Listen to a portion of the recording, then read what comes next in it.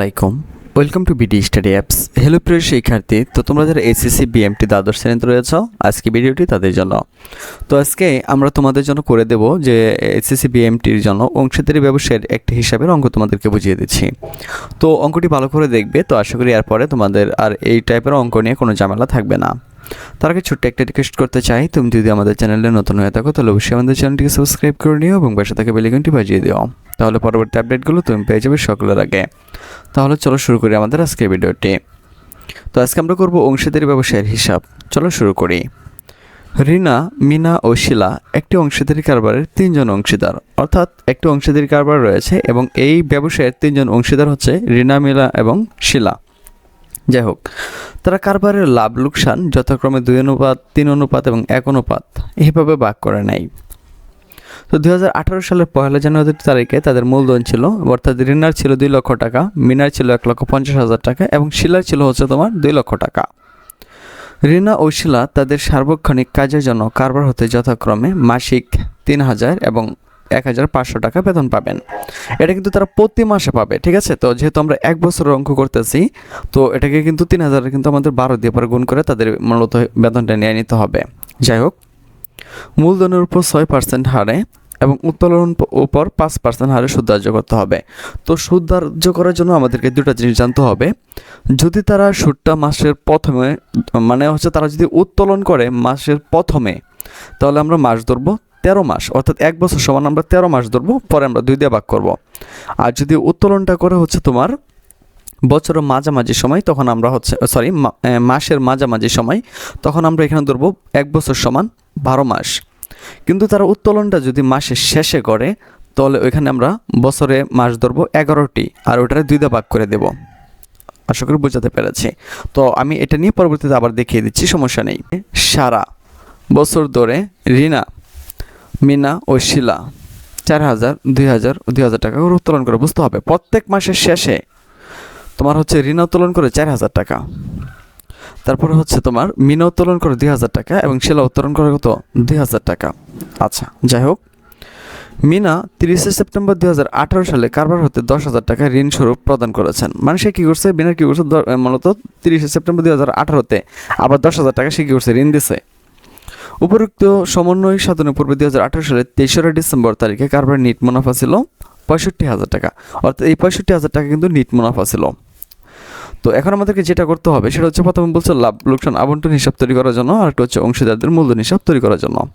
তো বিষয়টা খুবই সহজ, আমি তোমাদের জন্য একদম সহজভাবে দেখিয়ে দিচ্ছি। তো এটার জন্য আমরা যেটা করবো, প্রথমে একটা আমাদের গড় করতে হবে। তো আমরা লিখবো রিনা, মিনা, শিলার লাভ লোকসান আবন্টন হিসাব 31 ডিসেম্বর 2018 সালে সমাপ্ত বছরের জন্য। তো আমরা দুটো গড় করবো, একটা হচ্ছে বিবরণ টাকা। তো এটা হচ্ছে আমাদের ডেবিট পাস আর এটা হচ্ছে আমাদের ক্রেডিট পাস। তো এখানে আমরা প্রথমে যেটা লিখবো সেটা হচ্ছে অংশীদারদের মূলধন হিসাব। এখানে লেখার পরে আমরা মূলধনের সুদটা নিব, ঠিক আছে। কি নিব আমরা? মূলধনের সুদটা নিব। তো আমি তোমাদেরকে মূলধনের সুদটা একটু দেখিয়ে দিই এখানে। না, আমি উপর থেকে একটু দেখে আসছি। তো তোমরা একটু দেখো যে মূলত এখানে রিনা যে ছিল, রিনার মূলধন ছিল কত, 2 লক্ষ টাকা না। আর এখানে বলছি কি, মূলধনের উপর তোমাকে 6% সুদ ধরতে হবে। তো 2 লাখ যদি আমরা 6% করি, তাহলে আমরা পেয়ে যাবো হচ্ছে তোমার এই 12,000 টাকা, ঠিক আছে। আর এখানে দেখো যে আরেকটা রয়েছে, সেটা হচ্ছে মিনার ছিল 1,50,000 টাকা। তো 1,50,000 টাকার তুমি যদি 6% করো, তো 1,50,000 টাকার 6% করলে তুমি পেয়ে যাবে হচ্ছে 9,000 টাকা। তো একইভাবে তোমার যে শিলা ছিল, শিলার কিন্তু 2 লাখ টাকা আনছিল। তো 2 লাখ টাকার যদি তোমরা 6% করো, মূলধনের উপরে সুদ ধরো, তাহলে কিন্তু তোমরা পেয়ে যাবে 12,000 টাকা। তো এখন আমরা কী করবো, টোটাল যে টাকাটা রয়েছে, টোটাল টাকাটা আমরা হিসাব করে এই করে নিয়ে আসবো। তো আশা করি বুঝতে পেরেছ। তো এখানে আরেকটা কথা না বললেন, সেটা মনে আছে যে রিনার ঋণ হিসাব, মিনার ঋণ হিসাব। হ্যাঁ, রিনা কিন্তু ঋণের সুদ দিয়েছে, মূলত ঋণ 10,000 টাকা দিয়েছিল, ঠিক আছে। আর এখানে 10,000 টাকার উপর আমাদের 6% সুদ ধরতে হবে। কিন্তু বুঝতে হবে যে রিনা আমাকে কবে টাকাটা দিয়েছিল। সে কিন্তু দেখো একটু এই যে 30 সেপ্টেম্বরের কিন্তু টাকাটা দিয়েছিল। আর মূলত এটা শুরু হইতেছিল কিন্তু দেখো সেপ্টেম্বরের টাকাটা দিল, আমার কিন্তু হিসাব শেষ হয়েছে ডিসেম্বর। সেপ্টেম্বর থেকে আমরা ধরবো, 30 সেপ্টেম্বর যেহেতু শেষ, তাহলে অক্টোবর, নভেম্বর, ডিসেম্বর 3 মাসের সুদ হবে এখানে, ঠিক আছে। তো আমরা নিচে লিখবো 12, উপরে লিখবো 3। পরে এটারে জাস্ট আমরা খালি তোমার হচ্ছে 10,000 6% বের করবো, 6% বের করার পরে 3 দিয়ে গুণ করবো, 12 দিয়ে ভাগ করবো, তাহলে 150 টাকা কিন্তু আমরা পেয়ে যাব, ঠিক আছে। ওকে, তো এখন হচ্ছে যে অংশীদারদের মূলধন হিসাবে, ওই যে বেতনের কথাটা তোমাদের মনে আছে। আমি আগে ডেবিট পাসটা শেষ করে নিই, তারপর আমি ক্রেডিট পাসে যাচ্ছি। তো অংশীদারদের মূলধন হিসাব মূলত এখানে বেতনটা আমরা নিয়েছি, একটু যদি তোমরা খেয়াল করো দেখো মাসিক কিন্তু 3,000 টাকা বেতন পাইতো, এটা হচ্ছে রিনা। তো তোমরা জানো যেহেতু মাসিক 3,000 পাইতো, তো এক বছরে কিন্তু 12 মাস, তো 3 12 হচ্ছে তোমার 36,000 টাকা। তো আশা করি তোমরা বুঝতে পেরেছ। আর শিলা কিন্তু তার কাজের জন্য হচ্ছে তোমার 1500 টাকা করে পেতো, তো 1500 যে আমরা 12 দিয়ে গুণ করি তাহলে কিন্তু পেয়ে যাবো আমরা 18,000। তো এই যে এই দেখো 36,000, 18,000, 54,000, এখন আমরা সবগুলো টাকা যোগ করবো, যোগ করার পরে পেলাম আমরা 87,150 টাকা। তো আশা করি এতটুকু তোমরা বুঝতে পেরেছো। আর যদি তবুও বুঝতে অসুবিধা হয় অবশ্যই ভিডিওটি 2-3 বার দেখে নিও, তাহলে হয়ে যাবে। আর মনে আছে কিনা যে ক্রেডিট পাশে আমাদের কিন্তু নিট লাভের পরিমাণ তারা দিয়ে দিচ্ছিল কত, একটু খেয়াল করে দেখো। নিট মুনাফা ছিল কিন্তু 65,000 টাকা, ঠিক আছে। তো আমরা নিট মুনাফাটা এখানে কিন্তু 65,000 টাকা নিয়ে নিয়েছি। ওকে, এখন এবার আমরা অংশীদারদের মূলধন হিসাব লিখবো, কিন্তু আমরা মনে রাখবো এদিকে লিখবো আমরা মূলধনের সুদ আর এদিকে লিখবো আমরা উত্তোলনের সুদ। একটু খেয়াল করো। তো শিলা কী করছিল 4,000 টাকা মানে উত্তোলন করছিল, এটা কিন্তু 4,000 টাকা, 2,000 টাকা কিন্তু উত্তোলন করছে, কিন্তু উত্তোলনটা করতে কোন সময়? মাসের শেষে। যেহেতু তারা মাসের শেষে উত্তোলন করছে, তো এখানে কিন্তু আমরা 11 মাসের সুদ ধরবো, ঠিক আছে। উপরে 11 লিখবো, নিচে 2 লিখবো। আমি তোমাদের উত্তোলনের সুদটা একটু দেখিয়ে দিই, এখানে যদি একটু বুঝিয়ে দিই তোমাদের, দেখো যদি উত্তোলন মাসের প্রথমে করা হয় তাহলে 13 মাসের সুদ ধরতে হবে, আর যদি উত্তোলন মাসের মাঝামাঝি করা হয় তাহলে 12 মাসের সুদ ধরতে হবে, আর যদি উত্তোলন মাসের শেষে করা হয় তাহলে কিন্তু আমাদের 11 মাসের সুদ ধরতে হবে। উত্তোলনের সুদ দেখো, ঋণার উত্তোলনের সুদ। তো ঋণা 4,000 টাকা উত্তোলন করছিল এবং 4,000 টাকার 5% আমাদেরকে সুদ বের করতে হবে, কিন্তু সে যেহেতু তোমার মাসের শেষে করছে এই জন্য আমাকে উপরে লিখতে হবে 11, নিচে লিখতে হবে 2, অর্থাৎ আমরা 4,000 5% করে যত পাবো 11 দিয়ে গুণ করবো, 2 দিয়ে ভাগ করবো, পাবো আমরা 1,100 টাকা। একইভাবে মিনার উত্তোলনের সুদ মানে এখানে ছিল 2,000 টাকা, 200 টাকা হয়ে গেছে বলে, যাই হোক 2,000 টাকা বুঝে নিও। 2,000 টাকা 5% করবো, 11 দিয়ে গুণ, 2 দিয়ে ভাগ, তাহলে পেলাম আমরা 550 টাকা। তো সেম প্রসেস একই। তো আমরা এটা কি করবো, তোমার এই যে উত্তোলনের যে সুদটা আছে এখানে লিখে দেবো, লেখার পরে আমরা এটা এখানে নিয়ে আসবো। এখন দেখো 65,000-এর সাথে যদি আমরা 2,200 টাকা যোগ করি তাহলে কিন্তু আমার কোনোভাবেই 87,150 টাকা হবে না।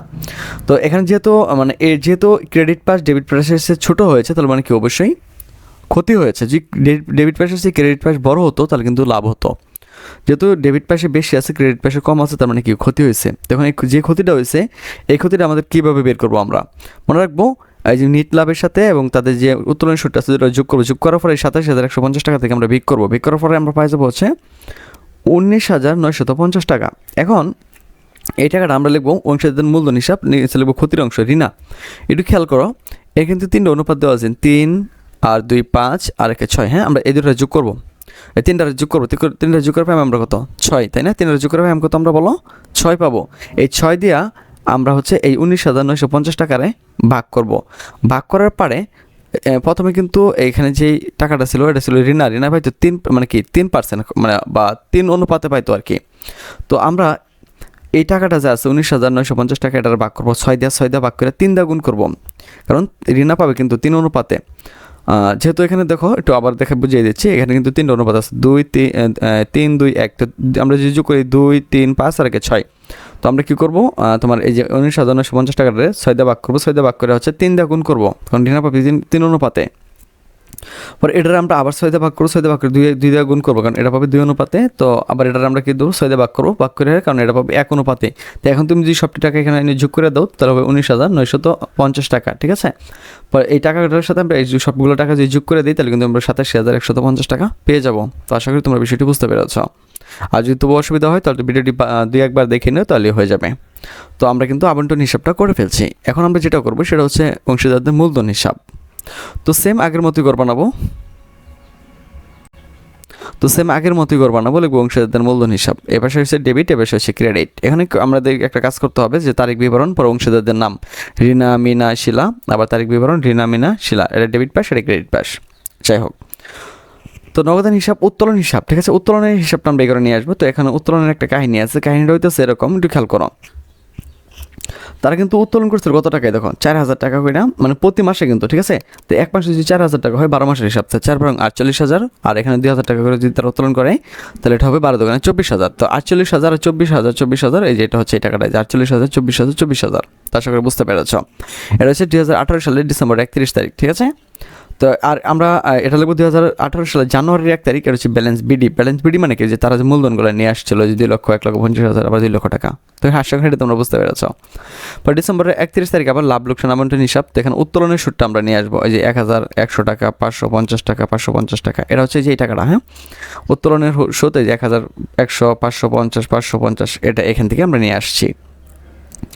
ওকে, তো ক্ষতির অংশটা কোনটা? এই যে ক্ষতিগুলো হচ্ছে রিনা, মিনা, শিলা, এটার কী করবো আমরা? ক্ষতির অংশটা কী করবো?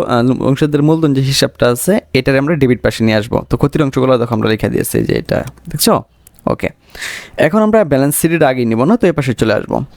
এখন লিখবো আমরা লাভ লোকসান আবন্টন হিসাব, পর মূলধনের সুদটা আমরা যে 12,000, 9,000, 12,000, এটা কিন্তু ওই যে মনে আছে এই যে পাশেরগুলো যে 12,000, 9,000, 12,000, এটা কিন্তু এটাই। তো এটা আমরা এখানে দেখিয়ে দিলাম।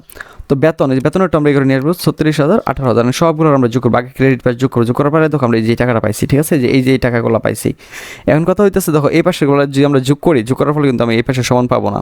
তো এখানে যত কম পড়তেছে এই সবটির যোগ করবা, এটারও যোগ করবা, যোগ করার পরে এই যে টোটাল হিসাবটা আছে এখান থেকে এটা বাদ দিয়ে দিবা।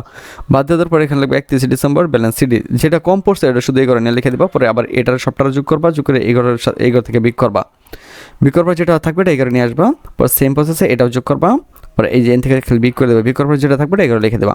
পর সবটা যদি তুমি যোগ করার ফলে তুমি যে এটা যোগফল যত পাইছো এটা যোগফল ততই পাইবা, পরে এটা রুজু করবা, ঠিক আছে?